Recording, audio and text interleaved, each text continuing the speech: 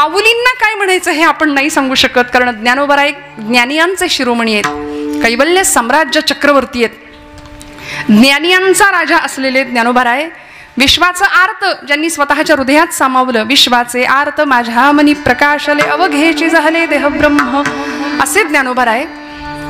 साच आणि मवाळ मितुले आणि रसाळ शब्द जैसे कल्लोळ अमृताचे म्हणून या भूमीवरती ब्रह्मविद्येचा सुकाळ ज्यांनी केलाय. 12व्या शतकामध्ये नेवाशाच्या मंदिरामध्ये ज्ञानोबरायांचे शब्द घुमले. सच्चिदानंद बाबांनी ते लिहून काढले.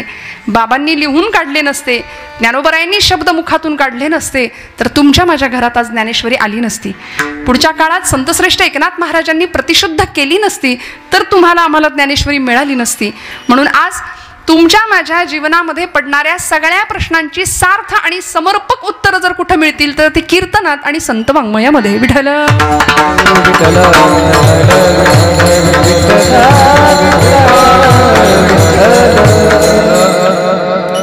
माऊलींचा 750वा हा जन्म सोहळा आहे.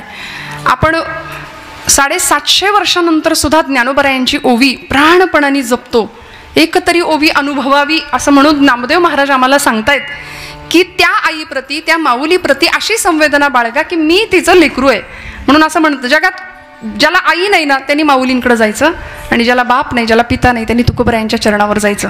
ज्ञानोबा तुकोबा आमचे आईबाप आहेत. विश्वाची माय झाली ना ज्ञानोबराय. आणि आज त्यांच्या सबंध वाङ्मयामध्ये मग ज्ञानेश्वरी असेल, जिला आपण भावार्थ दीपिका असं म्हणतो. का हो भावार्थ दीपिका? माऊलीने भाव जाणलाय, भाव. बरं, गीतेवर फक्त ज्ञानोबांनीच टीका नाही केली, गीतेवर टीका करणारे असंख्य मंडळी आहेत. गीतेवर पंत साहित्यामध्ये वामन पंडित नावाचे एक कवी होऊन गेले, त्यांनी टीका केली आणि गीतेवरच्या टीका भाष्याला नाव दिलं होतं यथार्थ दीपिका. म्हणाले त्या यथार्थ दीपिकेचा आता मुखपृष्ठ सुद्धा कुठं बघायला मिळत नाही, इतकी ती दुर्मिळ आहे. गीतेवरती अजून टीका कोणी केली? विनोबा भावे. त्यांच्या आई म्हणायच्या, विनू मला ती अवघड असलेली भगवद्गीता कळत नाही रे, मला जरा समजून सांग. आणि मग आईसाठी सेवाभावानी विनोबा भावेंनी गीतेवरची टीका लिहिली आणि तिला गीताई नाव दिलं. गीताई माय माझी, मी तिचा बाळ नेणता, असं म्हणून गीताई माऊली म्हणाले आणि गीताई नावाने टीका केली. अजून सांगते, या स्वातंत्र्याच्या महोत्सवामध्ये, यज्ञामध्ये, भारतीय स्वातंत्र्यासाठी ज्यांनी खूप मोठं बलिदान दिलं, सरकारचं डोकं ठिकाणावर आहे का असा जळजळीत लेख ज्यांनी लिहिला आणि स्वराज्य हा माझा जन्मसिद्ध हक्क आहे असं म्हणणारे लोकमान्य टिळक. टिळकांनी मंडालेच्या तुरुंगामध्ये गीता रहस्य लिहिलं. पण एवढं सगळं जरी आमच्या आजूबाजूला असलं तरी आज महाराष्ट्र संस्कृतीच्या गाभाऱ्यामध्ये माऊलींची ज्ञानेश्वरीच बसवली. याला कारण माऊलींची भगवद्गीता भावार्थ दीपिका म्हणून ज्ञानेश्वरीच्या रूपाने प्रगट झाली आहे. विठ्ठल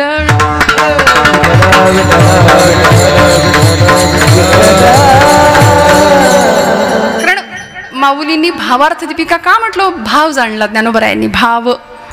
आणि म्हणून भाव हा भक्तीचा सौभाग्य तिलक आहे असं मी विधान करेन. भाव नुसती भक्ती अंतःकरणात असून उपयोग नाही, भाव हा भक्तीचा सौभाग्य तिलक आहे. सौभाग्यवती एखादी स्त्री सगळे अलंकार परिधान केलेत पण कपाळाला कुंकू नाही असं जर असेल तर भक्ती भावाशिवाय तशी दिसते.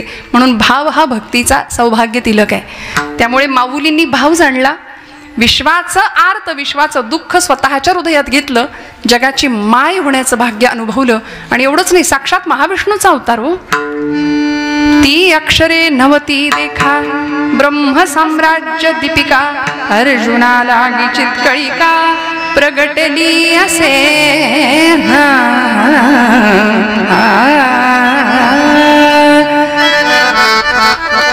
ती अक्षरे अक्षर आहेत कुठं? ती ब्रह्म साम्राज्य दीपिका, एकेका अक्षरात आहे माझा रमाकांत असं जर महाराज म्हणतात तर ते प्रत्येक अक्षर अक्षर ब्रह्माशी अनुसंधान साधणार आहे. परतत्वाचा स्पर्श प्रत्येक अक्षराला आहे.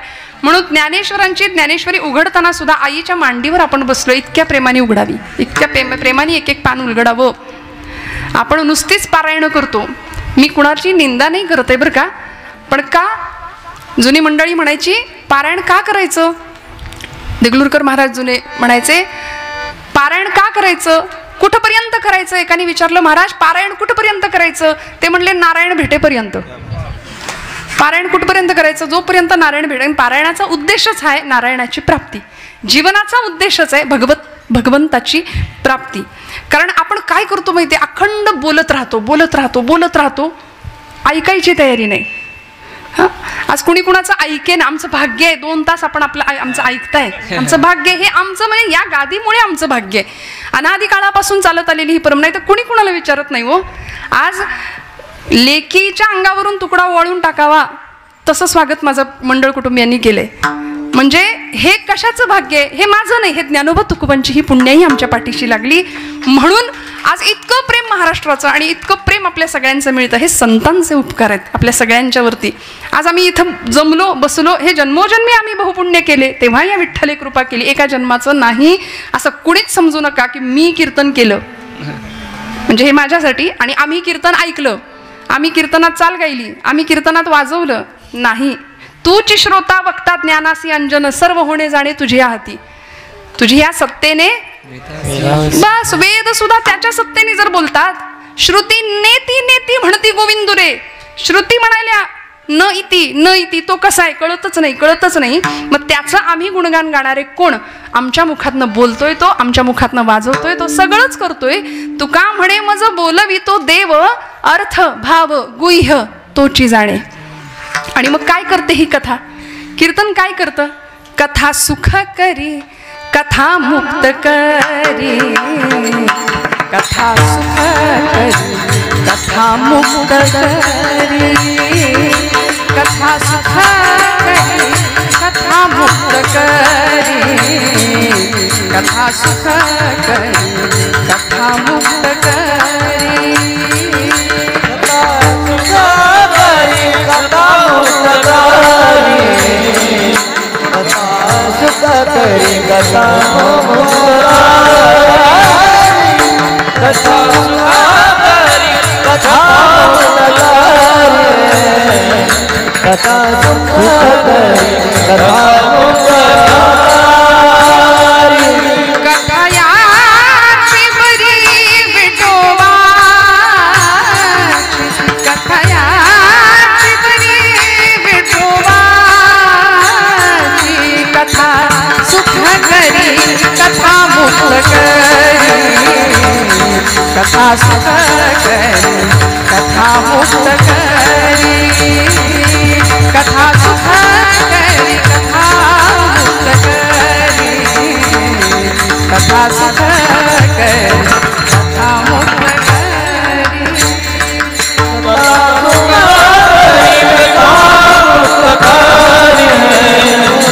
कथा सुख करी, कथा मुक्त करी, कथा सुख करी, कथा मुक्त करी, कथा सुख करी, कथा मुक्त करी. काय मिळतं कीर्तन भक्तीतनं? सुखाचा अनुभव मिळतो. जगातली सगळी सुख इथं या मंडपात असतात बरं का. आपल्याला वाटतं सगळीकडं सुख आहे, सुख सगळीकडं नाहीये. सुख फक्त कथेत आहे, कीर्तनात आहे. कथा सुख करी, कथा मुक्त करी, कथा याची बरी विठोबाची. तुका म्हणे कथा देवाचेही ध्यान, समाधी लावून उभा असे. देव कीर्तनात येतो, नाचतो, डोलतो, देव कीर्तनात समाधी लावून उभा राहतो, हे संतांचं म्हणणं आहे. मग आम्ही कोण कीर्तन करणारे? म्हणून मी श्रोत्यांना सुद्धा नेहमी सांगते, जेव्हा कीर्तनात आपण बसताना तेव्हा अत्यंत श्रद्धेने बसा. व्यवहारातला सगळा मोठेपणा गुंडाळायचा इथं आल्यानंतर आणि अत्यंत श्रद्धेने कीर्तनाला येऊन बसावं. त्यामुळे श्रद्धावान लभते ज्ञानम तत्पर संयतेंद्रिय. श्रद्धावान माणसाला ज्ञानप्राप्ती आणि ज्ञानवान माणसाला मोक्षप्राप्ती. विठ्ठल.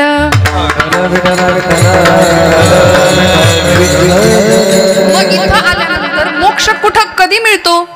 येथ मनाचा मारू न करिता, इंद्रिया दुःख न देता, येथे मोक्ष असे आयता श्रवणाची माझी. कुठंही जंगलात जायला संतांनी सांगितलं नाही, देहदंडन करायला सांगितलं नाही, काहीच नाही. नका करू म्हणाले. हे ज्ञानोबाराय स्वतः सांगतात. कीर्तनात फक्त येऊन बसलो आपण की येथे मोक्ष असे आयता. सध्या आयतं आपल्याला आवडतं की नाही सगळं? मोक्ष सुद्धा आयता म्हणतायत ज्ञानोबाराय आपल्याला मिळेल. कुठं? कीर्तनामध्ये. होय अंग हरिरूप ही भावना इथं आल्याशिवाय राहणार नाही.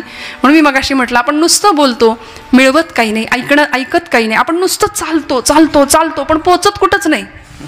सगळे धावतायत बघा. आता जो तो धावतोय, उठल्यापासून रात्री झोपेपर्यंत अखंड धावपळ चालू आहे प्रत्येकाची. अखंड धावपळ चालू आहे. मला काकांचं नाव काय सांगितलं मगाशी? संबेर. हां हां, रामहरी काका, त्यांचंही खूप मोठं योगदान आहे खरं. आता सहज ते दिसले म्हणून आठवलं. कसं असतं एक एक एक एक ते मध्येच काहीतरी आठवतं आम्हाला, ठरवून काही नसतं ना हो. त्यामुळे आमची काही अशी स्क्रिप्ट आम्ही नाही तयार करत. त्यामुळे काकांनी सुद्धा आज खरं तर त्र्यंबकच्या दर्शनाला भोलेनाथांच्या आज खूप मोठी तयारी माझ्यासाठी त्यांनी केली होती, पण माझ्या भाग्यात खरं तर योग नव्हता. मी त्यांनाही नमस्कार करते. मी सांगत होते आपण चालतो, नुसतं चालतो पण पोहोचत कुठंच नाही. मग काय करायचं? पायानी चालतो, ती नुसता प्रवास होतो. तो पायानी चालल्यानंतर नुसता प्रवास होतो, पण ज्यावेळी आम्ही हृदयाने चालतो ना, तेव्हा ती तीर्थयात्रा होते, तेव्हा ती यात्रा होते. आम्ही बघतो, सगळं बघतो, पण डोळ्यांनी बघतो ते फक्त दृश्य असतं, आणि हृदयाने बघतो ते दर्शन असतं. मग देव कुठे बघायचा? देव हृदयाच्या डोळ्यांनी बघावा लागेल. डोळियांचा डोळा लेवविला जेणे, लावी आले लेणे स्वानंदाचे. डोळियांचा डोळा दावी आला जेणे. कृपा किती मोठी असते, भगवत कृपा, सद्गुरु कृपा किती मोठी असते. या चर्मचक्षुंना न दिसणारं ते अंतचक्षुंना दिसतं, आणि मग जीवन परिपूर्ण झाल्याचा भाव एखाद्या साधकाला, भक्ताला मिळतो, अनुभूती प्राप्त होते, जी तुकोबरायांना मिळाली, जी ज्ञानोबरायांना मिळाली. समाधी हा शब्द बोलायला जितका सोपा आहे ना, तितकाच तो कठीण आहे. समाधी आपण पटकन म्हणून जातो, पण सोप्या भाषेत सांगायचं तर मनाची टिकणारी अखंड प्रसन्नावस्था म्हणजे समाधी आहे, असं आमच्या पुरतं बोलूया. पण ज्ञानोबराय समाधी अवस्थेमध्ये जातात, निर्गुण परमात्म्याचा तत्वबोध घेतात किंवा निर्गुण परमात्म्याशी एकरूप होतात. आणि आम्ही आजपर्यंत संजीवन समाधीच्या गप्पाच मारत बसलो नुसत्या. आम्ही त्या अनुभवापर्यंत जाऊ शकत नाही, कारण संजीवन समाधी घेणारे फक्त ज्ञानोबर आहे. मग ती समाधी उखडून बघण्याचा सुद्धा अनेकांनी प्रयत्न केला. ज्यांचा भाव कमी पडला त्यांनी ज्ञानोबराय 1 की 2 अशाही चर्चा केल्या. म्हणाले 16 वर्षात एवढं होऊच शकत नाही. मग ज्ञानेश्वरी लिहिणारे ज्ञानोबराय वेगळे, अमृतानुभव लिहिणारे ज्ञानोबराय वेगळे, रेड्यामुखी वेद बोलवणारे ज्ञानोबराय वेगळे, आणि ज्ञानेश्वरी लिहिणारे ज्ञानोबराय वेगळे. हे ज्यांच्या बुद्धिमत्तेची मला असं वाटतं मीठ मोहऱ्यांनी दृष्ट काढावी, त्यांचा विचार असा असतो. पण आमचा भाव समृद्ध असेल ना, तर आम्हाला कळतं साक्षात ज्ञानोबराय महाविष्णूचा अवतार आहे, कैवल्याचा पुतळा.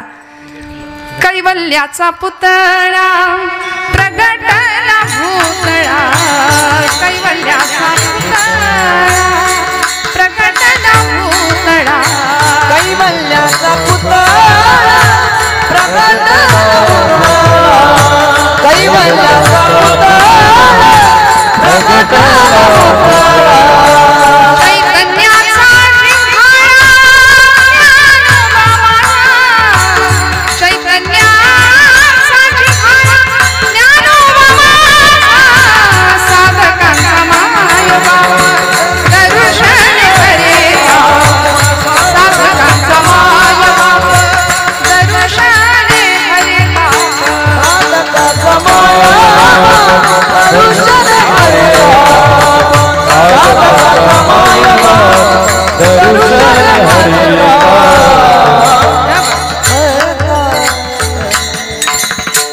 सर्वभूती सुख रूपा ज्ञानोबा माझा, साधकांचा माय बाप दर्शन हरिता. दर्शन मात्र, नुसतं दर्शन जरी झालं ना ज्ञानोबरायांचं, तरी आमचं हृदय हे लावून निघतं. बघा, अर्धून मिलित नेत्र आहे माझ्या ज्ञानोबरायांचे. समाधीला नुसतं पाहिलं, आणि निष्ठावंत एखादा वारकरी ज्यावेळी समाधीजवळ जातो, माझी माऊली म्हणून मिठी मारतो, तेव्हा हृदय गलबलल्याशिवाय राहत नाही. आणि खरंच माऊली म्हटलं तरी आमचं हृदय अंतःकरण हेलावतं. आणि जर हेलावत नसेल, हृदयाला पान्हा फुटत नसेल, तर आम्ही माणूस नाही. कारण एका हरिपाठासाठी, एका ज्ञानेश्वरीसाठी, अमृतानुभवासाठी, चांगदेव 65साठी, असंख्य विरहिण्या, असंख्य अभंग, या सगळ्यासाठी 1000 वेळा ज्ञानोबरायांचे पाय पकडले तरी ते कमी ठरणार आहेत. एवढे उपकार आहेत आमच्यावरती ज्ञानोबरायांचे, तुकोबरायांचे. या सबंध वाङ्मयातून, सबंध महाराजांची गाथा असेल, नाथांचं भागवत, समर्थांचं दासबोध, मनोबोध, हरिपाठ, या सगळ्याच वाङ्मयातनं तुम्हाला मला एक सुंदर असं पथप्रदर्शन केलं. कारण अपूर्ण असलेला जीव पूर्णत्वाला कधी जाईल? मी एक प्रश्न विचारून चिंतनाला आपण सुरुवात करूया. काय जीवाची दशा काय असली पाहिजे? जीव पूर्णत्वाला कधी जातो? नदीचं मूळ स्वरूप काय आहे? नदीचं मूळ स्वरूप काय आहे? जागे आहेत ना सगळे? हा, नदीचं मूळ स्वरूप काय आहे? म्हणजे जिथून नदी येते, हा, ते नदीचं मूळ स्वरूप. आपलं मूळ स्वरूप काय? हा जीव कुठून निर्माण झाला? शिवापासून. मग आपलं मूळ स्वरूप शिवतत्व आहे. हा, आई वडील हे व्यवहारात आहेत, पण आपण मूळ आपल्या सगळ्यांचा बाप तो आहे. ऐसा तो समर्थ ब्रह्मांडाचा धनी, तो मोठा आहे, तो जगत चालक आहे, जगाचा बाप आहे, अखिल कोट ब्रह्मांडाचा नायक असं म्हटलंय. अनेकांना प्रश्न पडले होते, शास्त्रज्ञांनी शोध लावले, आकाशामध्ये एकच आकाशगंगा आहे असं एक शास्त्रज्ञांना वाटलं. नंतर शोध लावत गेले, तेव्हा असं वाटलं नाही 2 आकाशगंगा आहेत, काहींना वाटलं नाही 3 आहेत, काहींना वाटलं 4 आहेत. अजून शोध लावत गेले आणि त्यांना कळेच ना. म्हणाले असा अनंत आकाशगंगा आहेत, इन्फिनिट, असंख्य आकाशगंगा आहेत. आणि तो जो अनंत शब्द आमच्या तुकोबरायांनी वापरला, अनंत ब्रह्मांडे उदरी हरी हा बालक नंदा घरी. ज्या आकाशगंगा आपण अनंत म्हणतो, आमचं विज्ञान, आमचं भूगोल आम्हाला सांगतं, ती अनंत ब्रह्मांडाचा नायक असलेला तो भगवंत, ती अनंत ब्रह्मांड ज्याच्या उदरात आहे, सहस्त्र शीर्षा सहस्त्राक्ष असा भगवंत आहे. किती मोठा आहे! अनंत बाहू दरवक्त नेत्रम विभूती योग सांगतो भगवंतांचा. पश्यामि त्वाम सर्वतोऽनंत रूपम नान्तं न मध्यम न पुनस्तवादिं पश्यामि सर्वेश्वर विश्वरूपम पश्यामि विश्वेश्वर विश्वरूपम. ज्याला आदी नाही, अंत नाही, मध्य नाही, असा मोठा भगवंत. मग त्याचा शोध लावायचा असेल तर या जीवाला त्या शिवापर्यंत परत एकदा प्रवास करावा लागेल, आणि मग ही जन्म मरणाची येरझार आहे ना, ती संपेल. आम्ही नुसतेच फिरतोय. संसार या शब्दाचा अर्थच ज्ञानोबराय ज्ञानेश्वरी सांगतात, उपजणे आणि निमणे या नाव संसार. उपजणं म्हणजे काय? जन्माला येणं. निमणं म्हणजे जाणं. नुसतंच येतोय, किती वेळा जन्मा यावे, नुसती फजिती करतोय आपणच आपली स्वतःची. त्यामुळे अशी फजिती आपली होऊ नये याकरता संतांना आपली तळमळ वाटली, म्हणून आमच्या जीवनाचा एक सुंदर मार्ग त्यांनी दिला. सुंदर जीवन दिशा दिग्दर्शन केलं. मी म्हटलं नदीचं मूळ स्वरूप काय आहे? आपल्याला आपलं विज्ञान, आपलं भूगोल आपल्याला सांगतं की सूर्याच्या उष्णतेने समुद्राच्या पाण्याची वाफ होते. ती वाफ हलकी असल्या कारणाने वर जाते, हा, आणि हळूहळू त्या वाफेचे ढग तयार होतात. ते ढग थंड प्रदेशामध्ये आले की मग त्यातून पर्जन्यवृष्टी होते. तो पडणारा पाऊस पुढं ओहोळ, हा, डोंगरातून काड्या कपारींमधून वाहत सपाट प्रदेशावर येतो आणि तिची बनते नदी. ती नदी परत जाऊन मिळते तू का मने गंगा सागर, तू का मने गंगा सागर, तू का मने गंगा तू का मने गंगा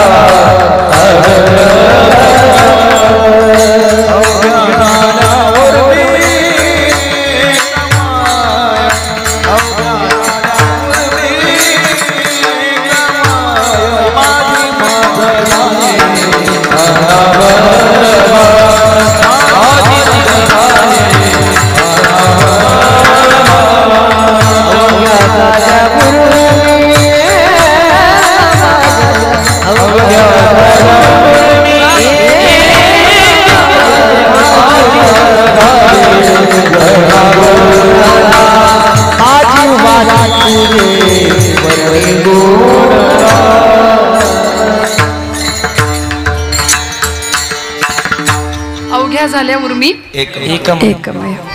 कुठे जाते नदी? समुद्राला जाऊन पोहोचते आणि एकरूपत्व पावते. नदीचं मूळ स्वरूप म्हणजे समुद्र. तसं या जीवाचं मूळ स्वरूप आहे ते शिवतत्व. जीव शिव दोनी जीव शिव दोनी एक रूपा झाले. जीव शिव दोनी एक रूप झाले. जीव शिव दोनी एक रूप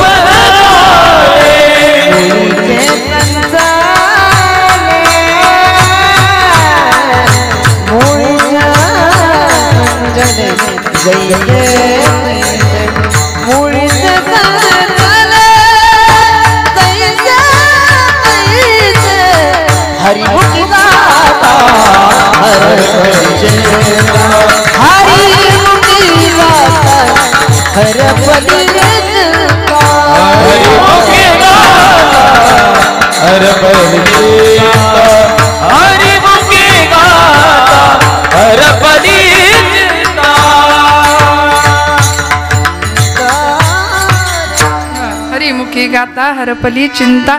जीवाशिवाचं ऐक्य ज्यावेळी संतांनी अनुभवलं त्यावेळी मी म्हणजेच देव आहे असा अनुभव संतांना प्राप्त झाला. आणि हा अनुभव ज्ञानोबरायांनी घेतला.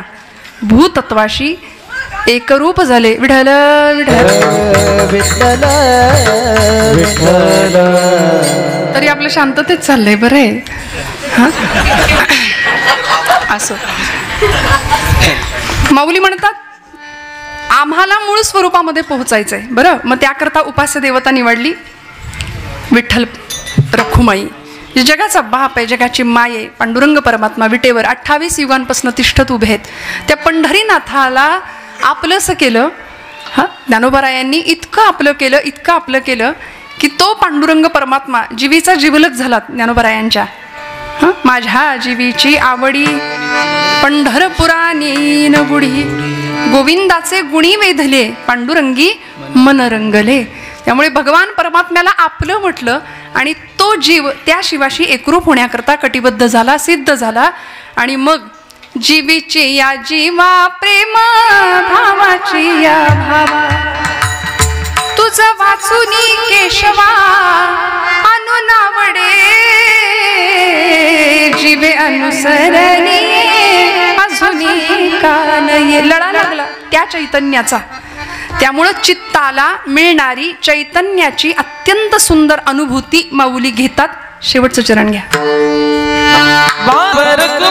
देवी वरू विठ्ठली ओ, बाबरक्मा देवी वरू विठ्ठली ओ, बाबरक्मा देवी वरू विठ्ठल ओ, बाबरक्मा देवी वरू विठ्ठल ओ. चित्ती चैतन्य चोरून नेले ओ, चित्ती चैतन्य चोरून नेले ओ, नेले ओ, नेले ओ. नवसिये नवसिये माझ्या नवसिये ओ, नवसिये नवसिये माझे नवसिये ओ, नवसिये नवसिये माझे नवसिये ओ, नवसिये नवसिये माझे नवसिये ओ. चित्ती चैतन्य चोरून नेले ओ, चित्ती चैतन्य चोरून नेले ओ, नेले ओ, नेले ओ. नवसिये नवसिये माझे नवसिये ओ, नवसिये नवसिये माझे नवसिये ओ, नवसिये नवसिये माझे नवसिये ओ, नवसिये नवसिये माझे नवसिये ओ. विठ्ठल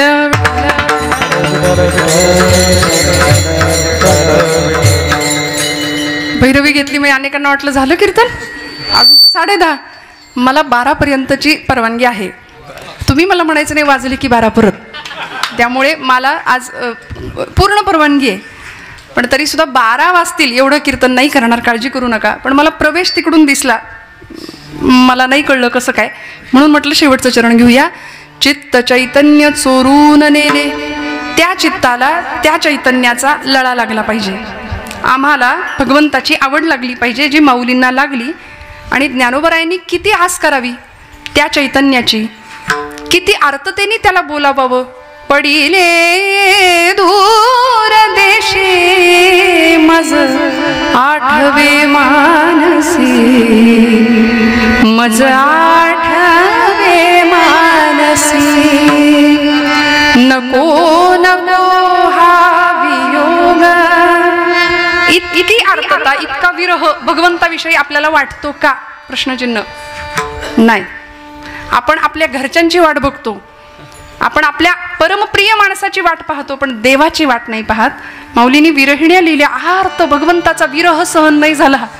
त्या चैतन्याची अनुभूती घेण्याकरता हा जीव तळमळला.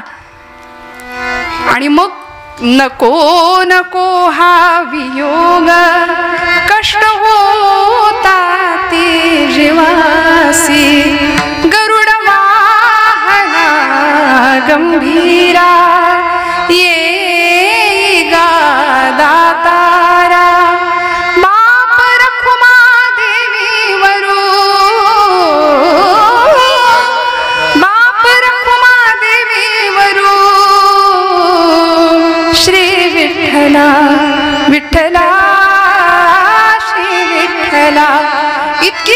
इतकी वाट बघावी आणि मग एखाद्या वेळी तो भगवंत असा एखाद्या सुगंधाच्या रूपाने यावा. गोकुळातल्या गोपींना भास व्हायचे तसे. कुणाचे हो? कृष्ण परमात्म्याचे. अचानक एखादा सुगंध यायचा आणि वाटायचं गोकुळात परत कृष्ण आला की काय. मग एखाद्या विरहिणीने एखाद्या गवळणीने म्हणावं की माझा भगवंत कसा आला. अवचिता परिमळू झुळकला अणुमाळू अवचिता परिमळू झुळकला अणुमाळू अवचिता परिमळू झुळकला अणुमाळू अवचिता परिमळू मी म्हणे गोपाळ आला गे माये अवचिता परिमळू झुळकला अणुमाळू अवचिता परिमळू झुळकला अणुमाळू. किती भगवंताची आस असावी, आपल्याला तशी आस नसते. आता हे फक्त बोलायला सोपं आहे, पण रामकृष्ण परमहंसांना एकाने विचारलं की देव कधी भेटेल, देवाची वाट कशी बघायला पाहिजे, किंवा देवासाठी किती तळमळ असली पाहिजे आणि देव कशाने प्राप्त होईल. रामकृष्ण परमहंस त्यांच्या शिष्याला घेऊन गेले गंगेच्या काठी पाण्यामध्ये आणि जवळजवळ गळ्यापर्यंत पाणी यावं इतक्या खोलपर्यंत नेलं. त्याचं डोकं असं घेतलं आणि पाण्यात बुडवलं. शेवटी नाकातोंडात पाणी जाऊन तो त्यांचा शिष्य गुदमरायला लागला, जीव तडफडायला लागला. त्यावेळी म्हणला, ठाकूर मला मारता की काय, मरेन मी. त्यांनी हात सैल केला आणि म्हणाले, श्वासासाठी जितका तडफडलास तितका देवासाठी ज्या दिवशी तडफडशील त्या दिवशी देव भेटेल. विठ्ठल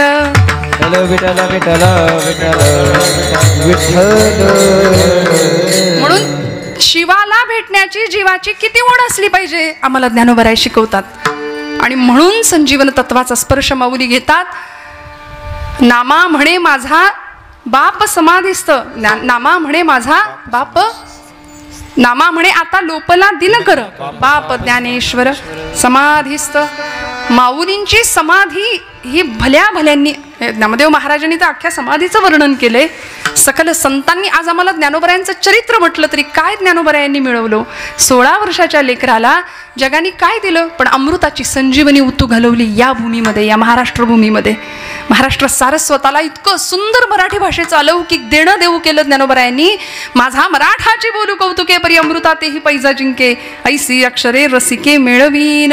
ज्या माय मराठीचा गौरव ज्ञानोबराय करतात 750 वर्षापूर्वी, ती माय मराठी. आज आपण माऊलींची ज्ञानेश्वरी तुकोबरायांचा अभंग घेतला की आमचा आऊर अभिमानाने भरून आला पाहिजे.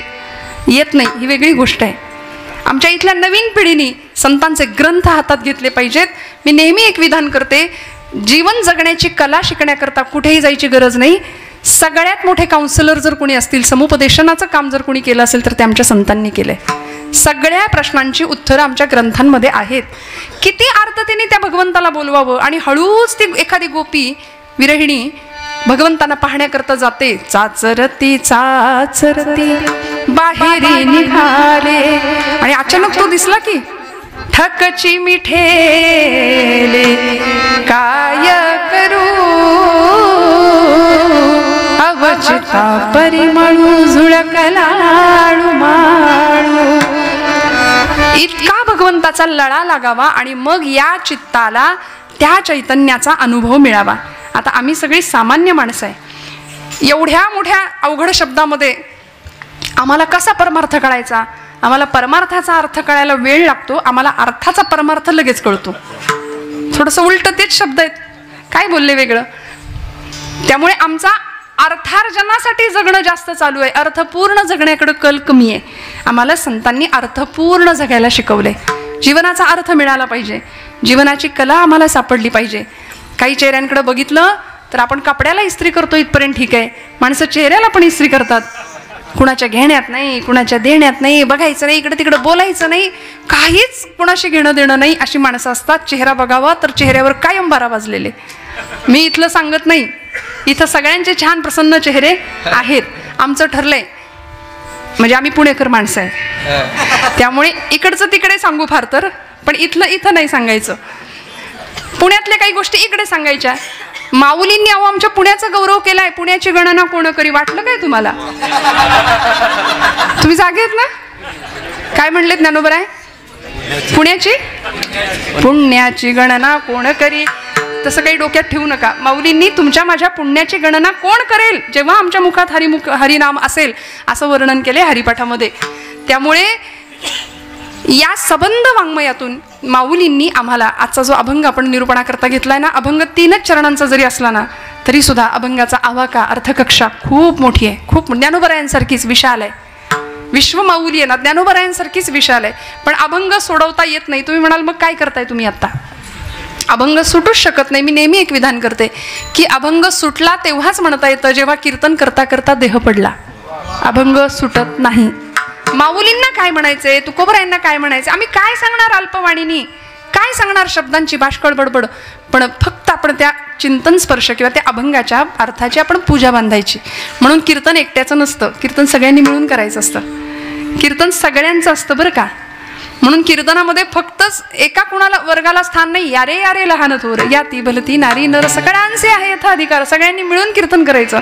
आणि या महाराष्ट्र भूमीचं संचित असं आहे, महाराष्ट्र संत मांदियाळी मधल्या प्रमुख स्त्री संत मालिकेमध्ये ज्यांचं नाव आहे अशा आमच्या जनाबाई आईसाहेब. कीर्तनातला अधिकार एवढा मोठा होता. आज या काळामध्ये महिलांनी कीर्तन करायचं की नाही यावर चर्चा चालल्यात. पण त्या काळामध्ये आमच्या जनाबाई पंढरपूरच्या वाळवंटामध्ये ज्या दिवशी नामदेव महाराजांचं कीर्तन रंगतं त्यावेळी चाल कुणी म्हणायची हा अधिकार वाणीने नामदेव ज्ञानदेवांना सांगतात. जनी म्हणे बोला ज्ञानदेवा अभंग, असा अधिकार आहे जनाबाईंचा, असा अधिकार आहे आमच्या संत मांदियाळीचा. त्यामुळे अशा चित्ताला चैतन्याचा अमृत तत्वाचा जर स्पर्श आमच्या चित्ताला लाभायचा असेल तर भगवंताकडं आम्हाला काय मागावं लागेल, कारण ही अनुभूती देणारा भगवंतच आहे. मग त्याच्याकडे आम्हाला काय मागावं लागेल किंवा एक सबंध अर्थाने मनाची भावना काय असली पाहिजे, अभंगाचं प्रथम चरण. तुझी सेवा करी तुझी सेवा करी तुझी सेवा करी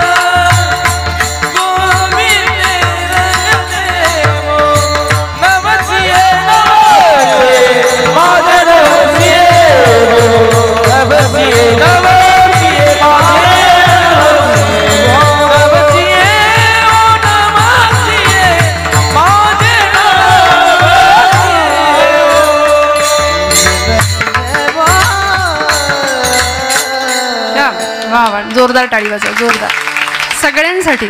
गोड गोड. तुझी सेवा करीन मनोभावे माझे मन गोविंदी रंगले. आता सुरुवात झाली बरं का आपली. तुझी सेवा करीन मनोभावे माझे मन गोविंदी रंगले. नवसिये माझे नवसिये वो पंढरीचे दैवते विठ्ठले वो. गोड एक याचना केली भगवंताकडे. भगवंताकडे योजक म्हणून नाही जायचं, याचक म्हणून जायचं बरं का. दोन शब्दामध्ये फरक आहे. दुर्योधन आणि अर्जुन या दोघांमध्ये फरक हा होता. देवाकडे दोघंही गेले होते युद्धासाठी मदत मागण्याकरता, पण दुर्योधन योजक म्हणून गेला होता आणि अर्जुन याचना घेऊन गेला होता. देवाकडे याचना करावी. ज्यावेळी दुर्योधनाला भगवंतांनी सांगितलं की मी बाबा दोघांना मदत करणार आहे, पण माझ्या मदतीचे दोन वाटे करणार आहे. एका बाजूला माझं सगळं शस्त्र सैन्य आणि माझी सेना असेल, नारायणी सेना, आणि दुसऱ्या बाजूला मी एकटा उभा असेन. मी हातात शस्त्र धरणार नाही, युद्ध करणार नाही. बोला कुणाला काय पाहिजे. दोघं तयार होते. हा दुर्योधन पक्का होता. तो म्हणाला देवा तुला घेऊन काय करू, तू हातात शस्त्र धरणार नाही, युद्ध करणार नाही, तिथं काही पंगत वाढायची आहे, तू नकोच मला. हे अभक्ताचं लक्षण आहे. देवाकडून आपण मागतो पण देव मागत नाही. आणि संतांनी देवाकडून नाही मागितलं, देव मागितला. दुर्योधन म्हणाला नको तू मला, तुझी सेना दे सगळी. तो सेना घेऊन निघून गेला. आणि अर्जुनाला कुत्सितपणे भगवंत व्यंगात्मक विचारतायत, अर्जुना अरे मी हा असा हातात शस्त्र नाही धरणार, युद्ध नाही करणार, ते सेना सगळा दुर्योधन घेऊन गेला, तू काय करणार मला घेऊन. पण अर्जुनाला माहिती होतं आणि भगवंत चिडवत होते अर्जुनाला, अर्जुना हार निश्चित है तेरी हरदम रहेगा तू उदास. हार निश्चित है तेरी हरदम रहेगा तू उदास. अरे माखन तो दुर्योधन ले गया, केवळ छास बची तेरे पास. घेऊन गेला तो, आता काय करणार काय. पण अर्जुन निष्ठावंत भक्त होता. सेवेचा भाव त्याला माहिती होता. भगवंताला सांगितलं देवा जीत निश्चित है मेरी, जीत निश्चित है मेरी, दास नहीं हो सकता उदास. जीत निश्चित है मेरी, दास नहीं हो सकता उदास. अरे माखन लेकर क्या करूं जब माखन चोर है मेरे पास. काय मिळतं सेवेचं फळ, काय मिळतं.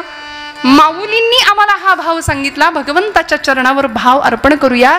तुझी सेवा करीन मनोभावे माझे मन गोविंदी रंगले. बस. आणि मग त्याच मनाला छंद सुद्धा लागावा. गोविंद गोविंद गोविंद गोविंद गोविंद गोविंद गोविंद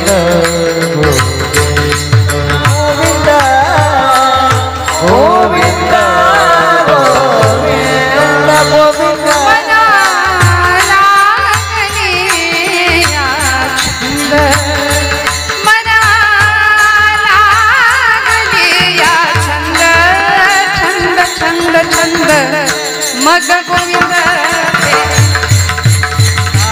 आया, मग गोविंद ते मना लागलिया चंदा, मना लागलिया चंदा. गोविंद मग गोविंद ते आया, मग गोविंद ते आया.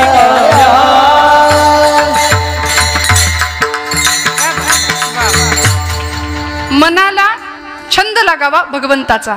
माझ्या मनाला गो छंद. खरंच 12 वाजतील नाही तर मग छंद माझ्या मनाला गो छंद. नित्य गोविंद गोविंद नित्य गोविंद गोविंद माझ्या मनाला गो छंद.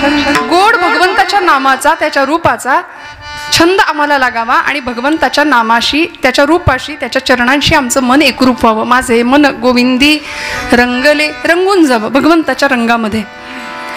माऊली म्हणतात भगवंताची सेवा माझ्याकडून घडली पाहिजे. याचक भावनेने पांडुरंग परमात्म्याकडे एक प्रकारची मागणीच करतात की मला तुझी सेवा घडू दे, माझ्याकडून तुझी नितांत अखंड सेवा घडू दे. तुझी सेवा करीन मनोभावे शब्द वापरला. मनोभाव, मनावर सगळ्या संतांनी खूप भाष्य केले. मनोहि द्विविधम प्रोक्तम शुद्धं चाशुद्धमेव च अशुद्धं कामसंकल्पं शुद्धं कामविवर्जितं मन एव मनुष्याणां कारणं बंधमोक्षयोः. हे मन बंधाला कारण ठरतं. हे मन अत्यंत चंचल आहे, दुष्ट आहे, हट्टी आहे, असं भगवद्गीतेत अर्जुन सुद्धा तक्रारी करतो भगवंताजवळ, देवा काय करू, हे मन ऐकतच नाही. चंचलम ही मन कृष्ण प्रमाति बलवदृढम तस्याहम निग्रहम मन्ये वायोरिव सुदुष्करम. अत्यंत चंचल आहे मन. बरं, याच मनाच्या शुद्धतेसाठी ज्ञानोबराय भगवद्गीतेचा 12वा अध्याय आम्हाला सांगतात, अथ चित्तम समाधातुम न शक्नोषि मयि स्थिरम अभ्यास योगेन मामिच्छातुं धनंजय मय्येव मन आधत्स्व मयि बुद्धिं निवेशयः निवसिष्यसि मय्येव अत ऊर्ध्वं न संशयः. या सगळ्या मनाभोवतीच सगळं फिरवलं भगवंतांनी. मनाची शुद्धी, चित्ताची शुद्धी. त्यामुळं ती शुद्ध कशामुळे शुद्धता मिळेल, ते मन अत्यंत पवित्रतेने भगवंताच्या चरणाशी जाईल. त्यामुळे माऊलींनी शब्द वापरला, मला सेवा करायची, पण नुसती वरवर नाही सेवा. आमची सेवा वरवरची असते. तुका म्हणे नको वर पंग देवा, तुका म्हणे नको वर पंग देवा, तुका म्हणे नको वर पंग देवा, तुका म्हणे नको वर पंग देवा, तुका म्हणे नको वर पंग देवा, तुका म्हणे नको वर पंग देवा, तुका म्हणे नको वर पंग देवा, तुका म्हणे नको वर पंग देवा. घेई माझी सेवा भाव शुद्ध, घेई माझी सेवा भाव शुद्ध, तुका म्हणे नको वर पंग देवा, तुका म्हणे नको वर पंग देवा, तुका म्हणे नको वर पंग देवा, तुका म्हणे नको वर पंग देवा. घेई माझी सेवा भाव शुद्ध, घेई माझी सेवा भाव शुद्ध, तुका म्हणे नको वर पंग देवा, तुका म्हणे नको वर पंग देवा, तुका म्हणे नको वर पंग देवा, तुका म्हणे नको वर पंग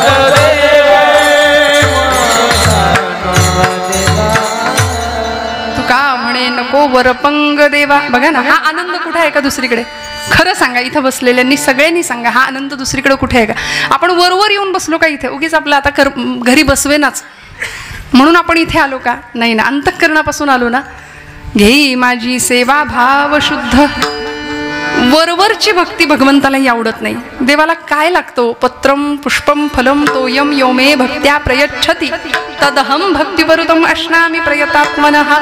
पत्र पुष्प फल तोय काहीही द्या, पण मनापासून द्या, भावपूर्ण अंतःकरणाने द्या. मी आवडीने सेवन करतो, मला दुसरं काही लागत नाही, काही लागत नाही. त्यामुळे भगवंताची सेवा कशी घडावी? तुझी सेवा करीन मनोभावे, माझे मन गोविंदी रंगले. भावाचे 5 प्रकार शास्त्रकार आम्हाला सांगतात. एक भाव फक्त सांगून मी पुढे जाणार आहे. अनेक प्रकारचे भाव आहे. शांत भाव आहे, दास्य भाव आहे, सख्य भाव आहे, वात्सल्य भाव आहे आणि माधुर्य भाव आहे. विठ्ठल विठ्ठल.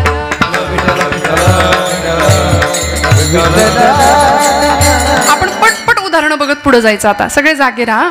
शांत भावाचं उदाहरण, गुरु शिष्यामध्ये शांत भाव असतो. शिष्याचा गुरुप्रती असलेला भाव शांत भाव असला पाहिजे. खूप मला कळतं असं म्हणून गुरुसमोर कधीच नाही बसावं.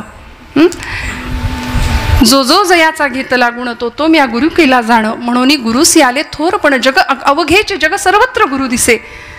आपण अशा दशेमध्ये असावं. शांत भावाचं हे उदाहरण. सख्य भावाचं उदाहरण काय? आपल्या सगळ्यांना माहिती आहे, भगवंताचा सखा कोण होता? अर्जुन होता. रुजू स्वभावाचा होता, मवाळ स्वभावाचा होता. आणि अर्जुनाचं प्रतिनिधित्व करून तुमच्या माझ्या संभ्रांत असलेल्या सगळ्या समाजाला भगवंतांनी भगवद्गीतेचं ज्ञानामृत पाजलं कुरुक्षेत्रावर. असा अर्जुन हा सख्य भक्तीचं अत्यंत सुंदर उत्तम असं उदाहरण आहे. सख्य भावाचं उदाहरण आहे. शांत भाव, सख्य भाव, दास्य भाव. आपण ज्यांच्या समोर बसले होत आता, जगात असं उदाहरण आहे दास्य भक्तीचं. दास्य भावानी सेवा केली भगवंतांची आमच्या मारुतीरायांनी. रामायणातलं मारुती हे नाव जर काढून टाकलं तर काय उरतं? काही उरत नाही, काही नाही उरत. म्हणून तर मारुतीरायांना भगवंतांनी शेवटचा अनुभव दिला. भक्ताला देवाने अनुभव दिला, चित्त चैतन्य चोरून नेले. काय अभंगाभोवती फिरायचं बघा ना. दास्य भावाचं सर्वोत्तम उदाहरण आहे ज्ञानोबा आमचे मारुतीराय. मारुतीरायांनी रामांची किती सेवा करावी. रामबाण होते मारुतीराय रामांचे. प्रत्येक सेवेला, प्रत्येक कामाला हजर. प्रत्येक कामाला हजर आहेत. जन्म झाल्यापासून राम राम राम राम, श्रीराम जय राम जय जय राम, अखंड नामाचा एवढा उच्चार करावा आणि राम कार्यासाठीच आपलं जीवन समर्पित करावं. दास या शब्दामध्ये काय काय येतं? मने सहित वाचा काया. तुकोबराय म्हणतात, अवघे दिले पंढरीराया. देवाला मन द्यायचं, वाणी द्यायची, वाचा द्यायची, काया म्हणजे देह देऊन टाकायचा आणि सगळं देवाच्या कार्यासाठी समर्पित करायचं. म्हणून तर त्याचा प्रसाद म्हणून मारुतीरायांना मिळाला. हा प्रसंग मी बऱ्याचदा सांगितलेला, अनेकांनी ऐकलाही असेल. काय मिळालं? त्याचं फळ म्हणून काय मिळालं? त्या सेवेचं फळ काय मिळालं? ज्यावेळी रामराज्याभिषेकाच्या प्रसंगी मारुतीराय, आता मारुतीरायांचं अधिष्ठान आहे म्हणून सांगते, सगळी वानर सेना म्हणजे लंका दहन झालं, मारुतीरायांनी सगळे पराक्रम केले. एवढंच नाही, रावणाचं आणि रामाचं युद्ध झालं, रावण वध झाला आणि सगळे आता अयोध्येच्या दिशेने माघारी आले, निघून आले. सगळी वानर सेना आली. नळ नीळ जांबुवंत सुग्रीवांगद सगळे आले. प्रभू आले, सीतामाई आल्या. आणि आता अभिषेक, रामराज्याभिषेक सोहळा. त्या सोहळ्यामध्ये सगळ्यांना प्रसाद मिळणार होता. सगळेजण आनंदात होते, सगळ्यांना प्रसाद मिळणार होता. लक्ष्मण महाराजांकडे यादी होती. सगळ्यांना खात्री होती यादीमध्ये पहिलं नाव कोणाचं असलं पाहिजे?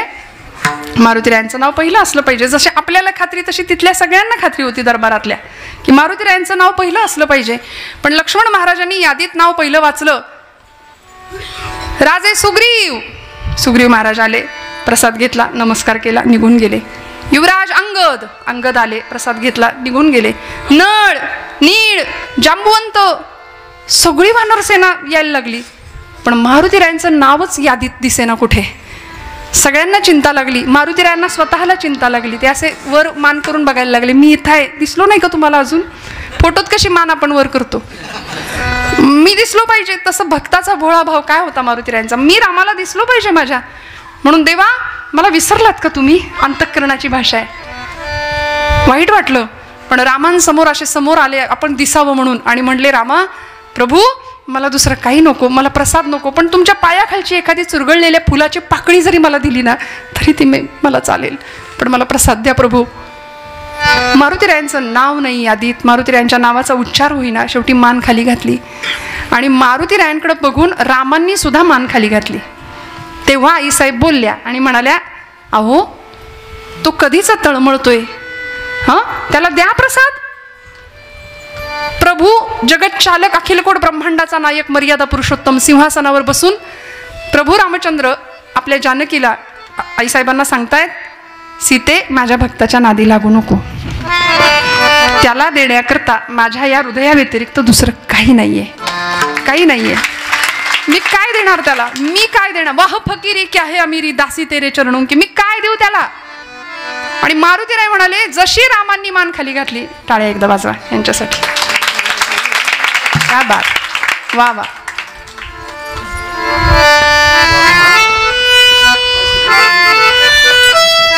बॅकग्राऊंड म्युझिक लागतं की नाही आपल्या सगळ्यांना?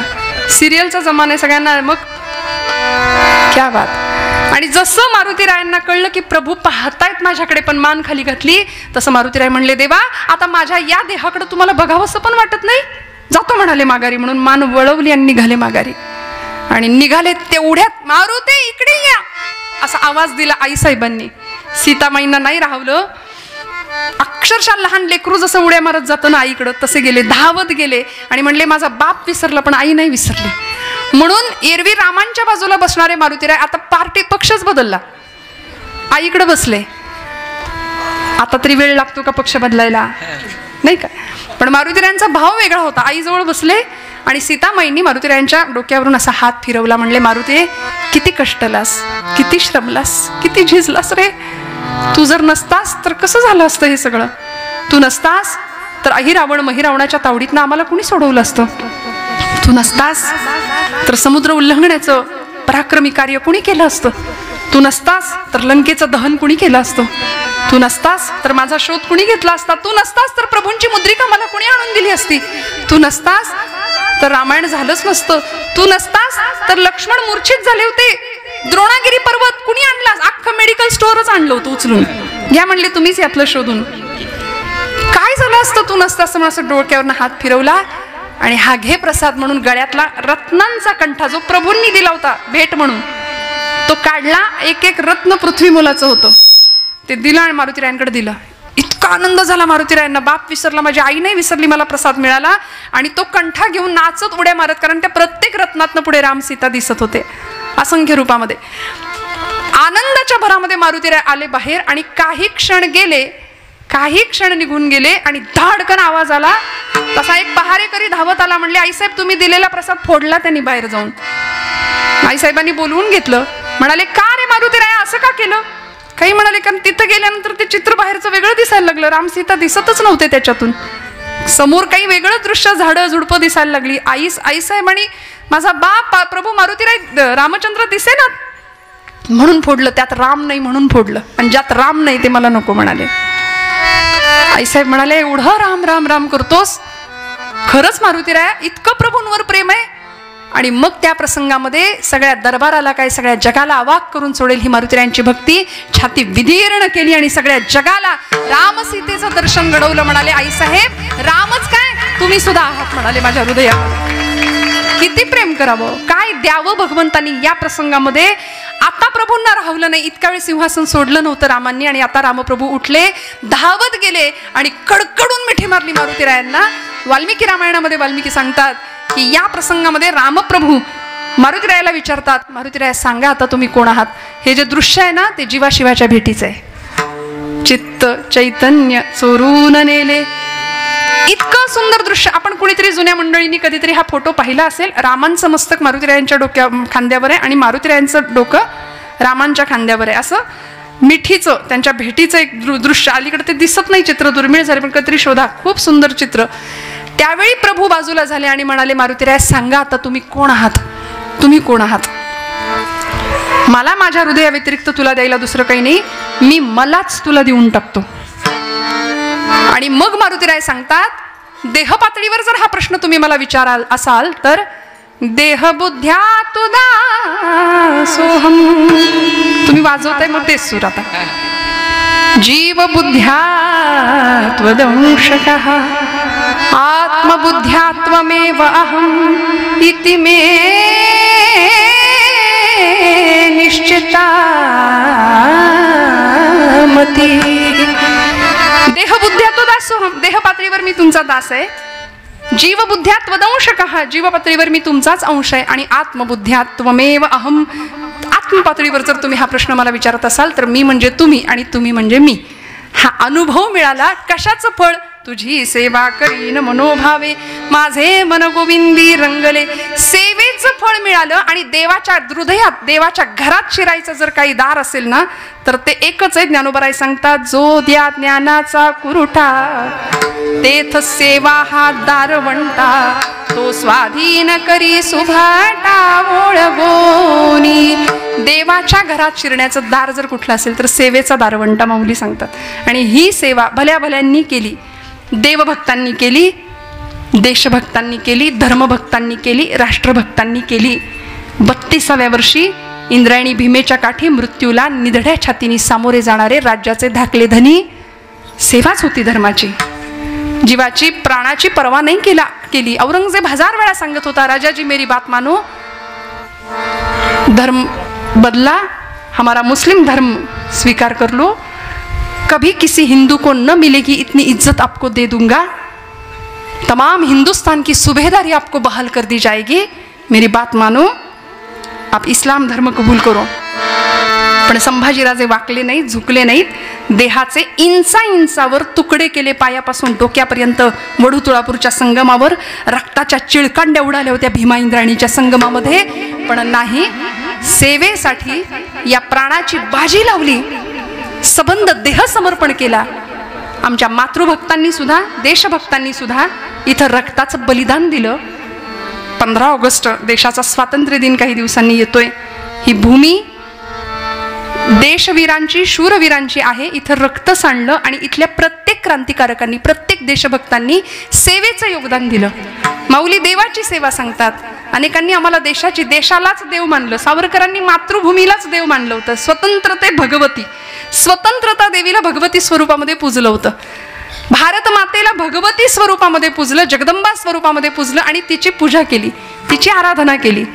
ज्यावेळी 50 वर्ष अंदमानची काळकोठडी सुनावली जाते सावरकरांना, त्यावेळी बायको भेटायला येते सावरकरांची मुंबईच्या कारागृहामध्ये.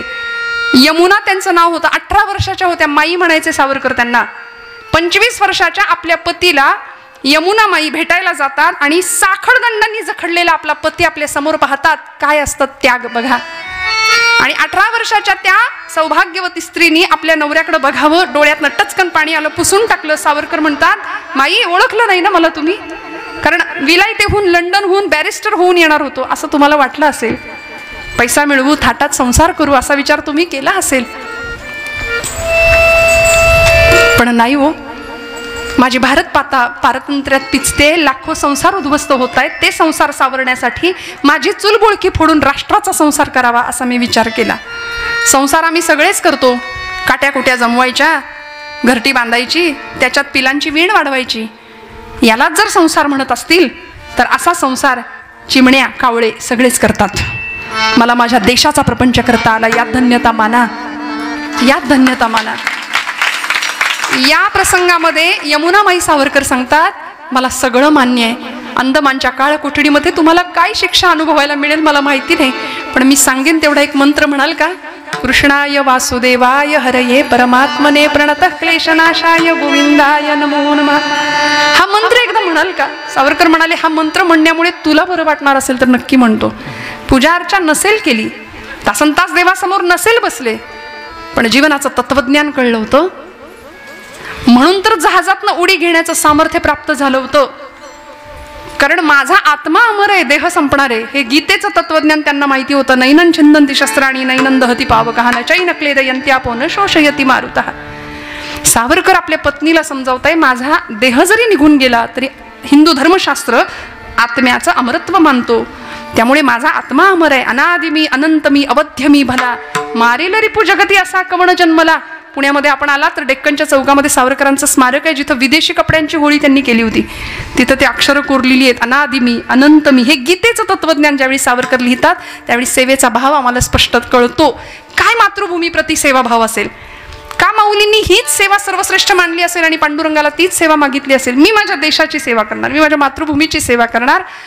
आणि अगं बायकोला सांगतायत की दरवर्षी वटपौर्णिमेला हा असा पती तू मागशील तरी कसा? कारण या जन्मात मी तुला इतकं छळलंय, इतका त्रास दिलाय, काही नाही सुख मिळालं माझ्यामुळे तुला. पण 18 वर्षाच्या यमुनामाई काय करतात? काय असते निष्ठा, काय असतो सेवाभाव, काय असतं समर्पण? यमुनामाई अशा खाली वाकल्या, तुरुंगाच्या सडीतून हात आत घातला, पायाला स्पर्श करायला. सावरकर मागे झाले, म्हणले, माई काय करता? पाय बघून ठेवते म्हणाल्या, पाय बघून ठेवते, पुढच्या जन्मात चुकायला नको. कारण स्वतःच्या प्रपंचाची राखरांगोळी करून, स्वतःचं चुलबुळकं फोडून हा राष्ट्राचा संसार करावा असा पती पुरुषोत्तम जर भगवंतांनी या जन्मात मला दिला असेल ना, तर जन्मोजन्मी हाच पती मिळावा अशी भगवंताकडे प्रार्थना करते. पाय बघून ठेवते, पुढच्या जन्मात चुकायला नको. इतकं प्रेम मातृभूमी प्रती, इतकं प्रेम देशभूमीविषयी. आणि मग याचा परिणाम म्हणून आज आपण आपले हे सगळे दिवस पाहतोय बरं का. सीमेवर जवान लढतोय, ती त्याची देशसेवा आहे. शेतामध्ये घाम गळणारा शेतकरी आहे, ती त्याची काळ्या आईची सेवा आहे. म्हणून आपण जेवायला बसताना कायम या दोघांना मी नेहमी म्हणते, दोघांना आठवायचं. मऊ गादीवर अंग बिछाण्यावर टाकताना या देशाचा जवान आणि या देशाचा किसान, या दोघांचं स्मरण करून अन्नाचा घास पोटात घालावा. कारण हे सगळं त्यांचं देणं आहे आम्हाला, हे सगळे त्यांचे उपकार आहेत. छत्रपती शिवाजी महाराजांना घडवणारी जिजाऊ मातोश्री काय सेवा भाव रुजवला असेल बरं. राजा म्हणून मिरवायचं नाही, हे राज्य नसे शिवबाचे, हे राज्य देवधर्माचे, हे राज्य तुझं नाही. इथं सिंहासनावर तू बसणार नाही, अनेकांच्या रक्ताचं बलिदान इथं सिंचन होईल आणि मग तू राजा म्हणून राज्याभिषेक होईल 6 जून 1674 रायगडावर. त्यामुळे हे राज्य देवधर्माचं आहे राजा. म्हणून कायम संस्कारांची आणि सेवाभावाची पेरणी ज्यांनी छत्रपतींच्या काळजामध्ये केली. काय असतो सेवाभाव? या रायगडाचं बांधकाम ज्यांनी केले ते आमच्या शिवकाळातले इंजिनियर होते, हिरोजी इंदलकर. राजांनी विचारलं होतं, इतकं सुंदर बांधकाम केलंय हिरोजी काका, काय देऊ तुम्हाला, काय बक्षिसे देऊ? काही नको म्हणाले.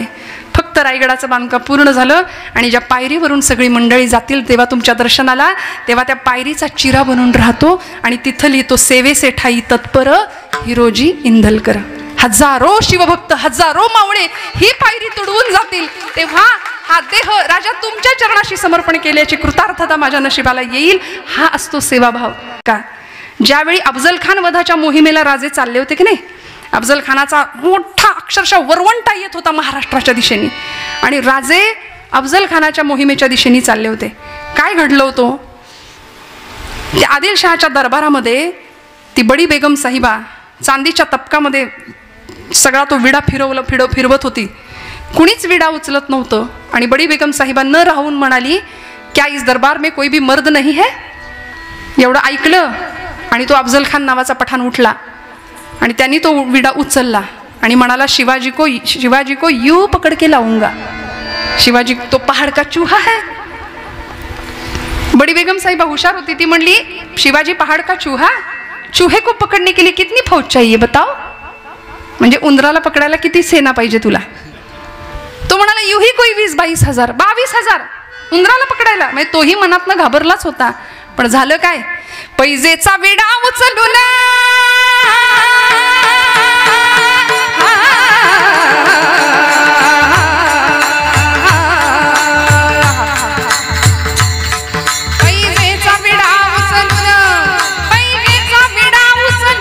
मोठ्या तोऱ्यानं अफजल खान निघाला विजापुराहून. शिवाजीला आणतो मी पकडून, शिवाजीला आणतो मी पकडून. बरळला खान हुशारीनं, बरळला खान हुशारीनं, बरळला खान हुशारीनं. जी शिवाजी तो उंदीर डोंगराचा, शिवाजी तो उंदीर डोंगराचा, शिवाजी तो उंदीर डोंगराचा, शिवाजी तो उंदीर डोंगराचा. बच्चा मराठ्याचा नेहम काय त्याचा, कदाचित घेईल माझा प्राण, कदाचित घेईल माझा प्राण. संग 20,000 सैन्य घेऊन, संग 20,000 सैन्य घेऊन निघाला मोठ्या तयारीनं, निघाला मोठ्या तयारीनं, निघाला मोठ्या तयारीनं. तुळजापूरला धडक मारली, तुळजापूरला धडक मारली, भवानी फोडली, भवानी फोडली. प्रलय मांडीला पंढरपुराला, प्रलय मांडीला पंढरपुराला. प्रजा केली हैराण रस्त्याला, येऊन पोहोचला पहावाईला, येऊन पोहोचला पहावाईला, येऊन पोहोचला पहावाईला. छत्रपती श्री शिवाजी महाराज की हर हर. विठ्ठल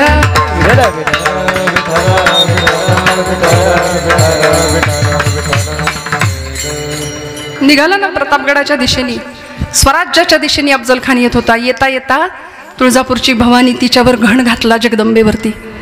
पांडुरंगाच्या भक्तांनी पांडुरंगाची मूर्ती चंद्रभागेच्या डोहात लपवून ठेवली म्हणून पांडुरंग हाताशी नाही लागला. पण अनेक मंदिरांना खणत्या लागल्या, पहारी लागल्या. अनेक देवळांचा, मंदिरांचा, मूर्तींचा विध्वंस करत अफजल खान येत होता. आणि त्याच्या मोहिमेच्या दिशेने अनेक मावळे सज्ज होते राजांच्या बरोबर. राजा आम्ही लढू, आम्ही सेवा करू स्वराज्याची. जीवाची बाजी लावून सगळे मावळे तयार होते.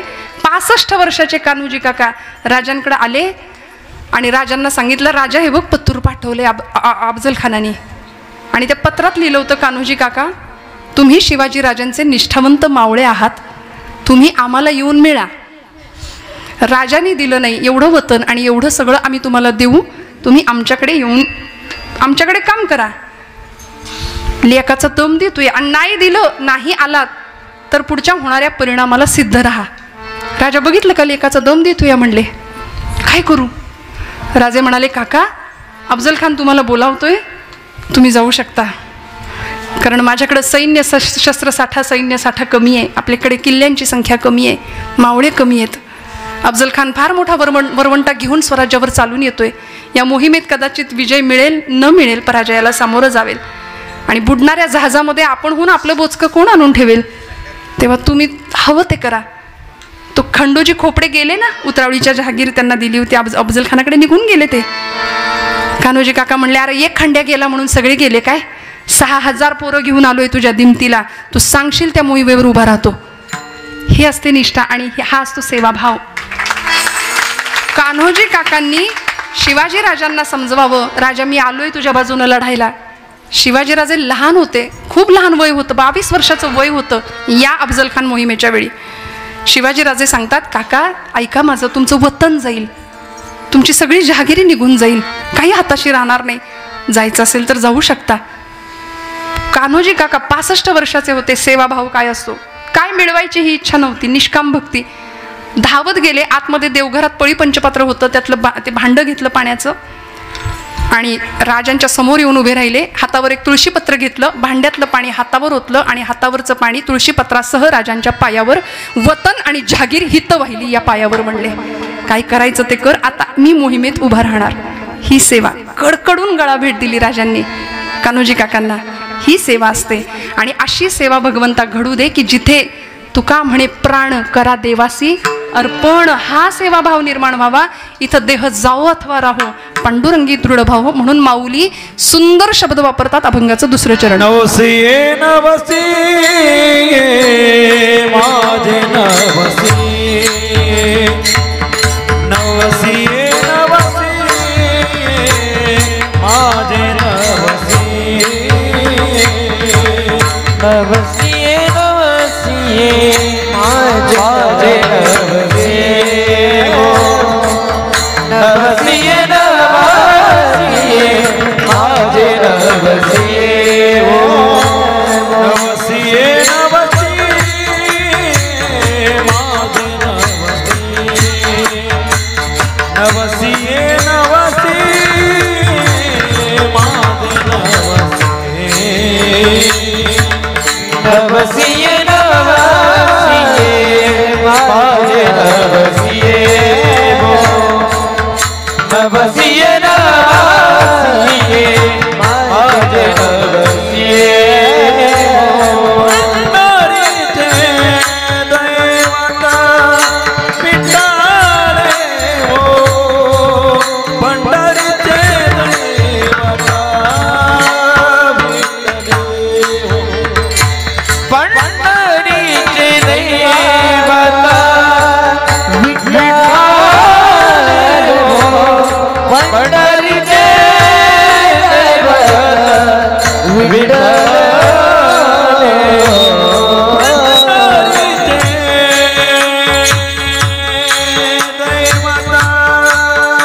दैवत विठ्ठल हो, पंढरीचे दैवत, पंढरीचे दैवत विठ्ठल हो, पंढरीचे दैवत विठ्ठल हो, नवसी नवसी माझे नवसी,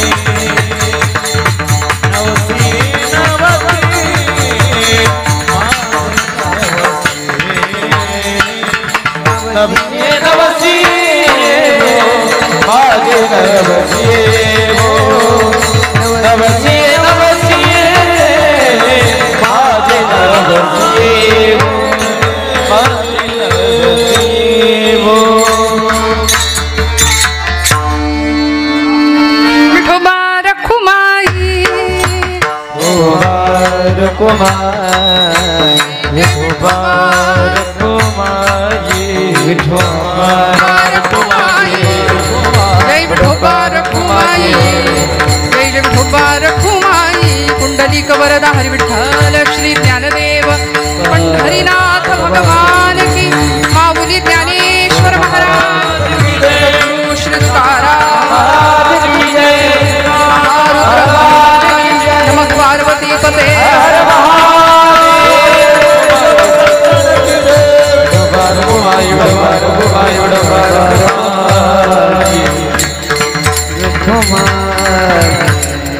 तुझी सेवा करीन मनोभावे माझे मन गोविंदी रंगले नवसिये नवसिये माझे नवसिये वो पंढरीचे दैवते विठ्ठले वो नवसिये नवसिये माझे नवसिये वो पंढरीचे दैवते विठ्ठले.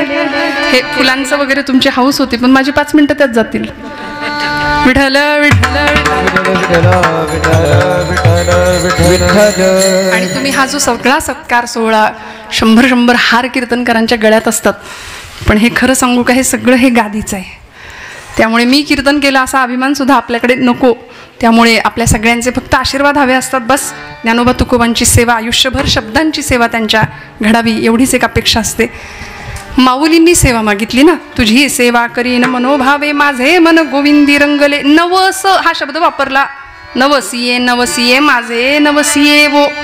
नवस हा शब्द आपल्याला जुना नाहीये सगळ्यांना माहिती आहे ना. तुम्ही करता का नवस?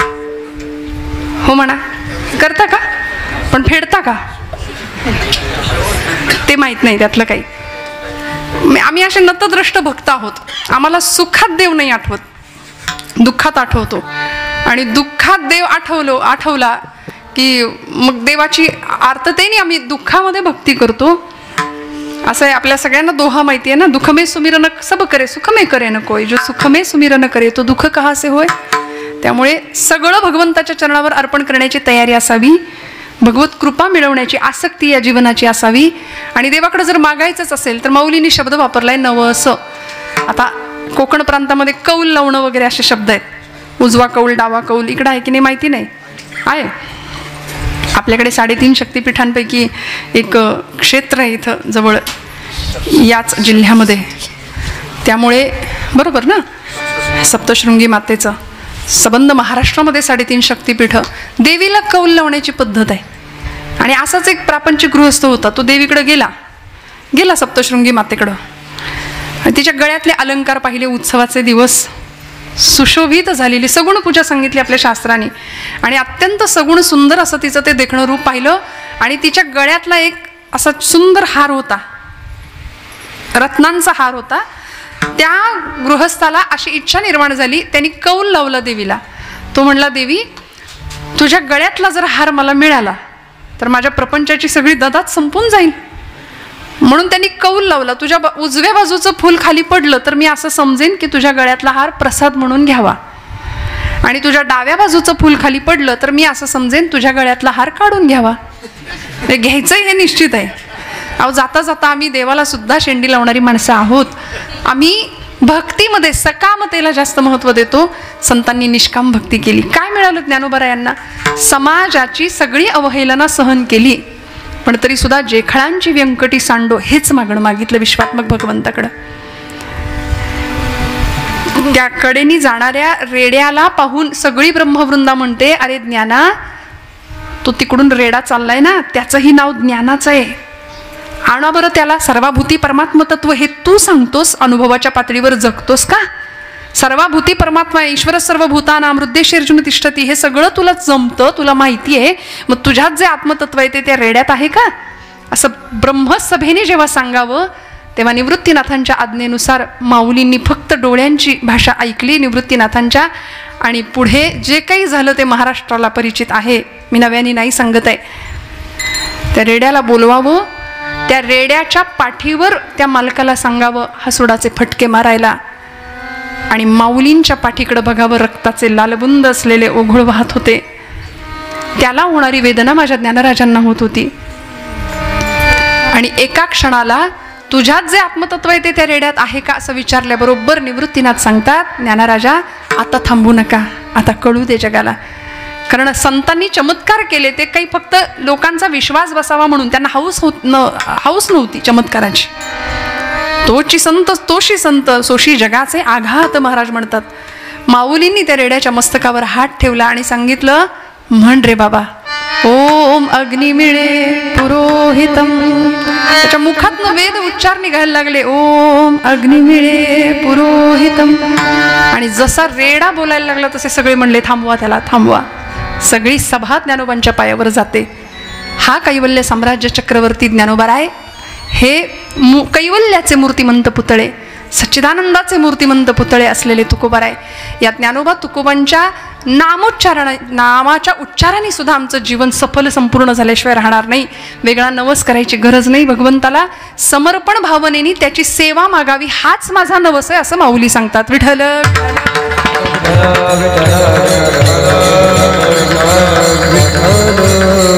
त्यामुळे पूजा अर्चा जपजाप्य तीर्थयात्रा दानधर्म सगळं आम्ही करू पण यामध्ये मनाची भावना काय आहे, तो मनातला भाव अत्यंतिक शुद्ध सात्विक स्वच्छ आणि पवित्र असेल तर निष्ठेने केलेला एक नमस्कार सुद्धा भगवंताला प्रिय ठरतो. त्यामुळे ही सेवा अशी घडावी. नवसिये माझे नवसिये वो पंढरीचे दैवते विठ्ठले. आणि त्या पंढरीच्या पांडुरंगाला माऊली नवस करतात, माऊली मागणं मागतात, कारण ते दैवत अत्यंत प्रिय आहे माऊलींचं. उपास्य दैवत आहे. माता विठ्ठल पिता विठ्ठल नामदेव महाराज त्याच्याविषयी सांगतात. ती पंढरपूरची देवता एकनाथ बाबांनी त्यांच्या शब्दामध्ये वर्णन केलंय. कसं आहे भगवंत, भक्त कृपेची माय गे ओळखिली विठाई गे, एका जनार्दनी विटे जोडियले पाय गे, तुळशी माळ गळा गे, कस्तुरीचा टिळा गे. असा पांडुरंग परमात्मा तिष्ठत उभा आहे. तो भक्तांना सांगतोय आषाढी कार्तिकी विसरू नका मज, सांगत असे गुज पांडुरंग मला विसरू नका, हे भगवंत सांगतात. आणि निष्ठावंत संत सेवाभाव भगवंताच्या चरणावर वाहतात आणि बस असंच मागणं मागतात. ज्ञानोबांनी मागितलेलं मागणं तुम्हाला आम्हाला या जन्मात मागता यावं आणि आम्हालाही अशी अनुभूती मिळावी. अभंगाचं शेवटचं चरण. बाप रखमा देवी बारो विठ्ठले वो, बाप रखमा देवी बारो विठ्ठले